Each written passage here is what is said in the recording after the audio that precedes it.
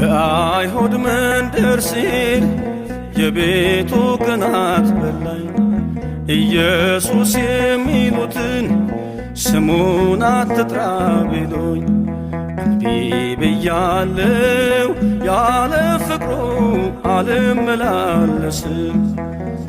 ያበራልኝ ይታየኛል እኔ አላፍርበትም።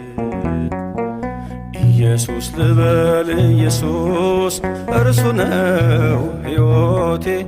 የምኖርበት ተስፋ እርሱ ነው እረፍቴ። ያለ ጌታ ብኖርማ እንዴት እሆናለሁ? ስለ ስሙ ብነቀፍም ነፍሴን እሰጣለሁ።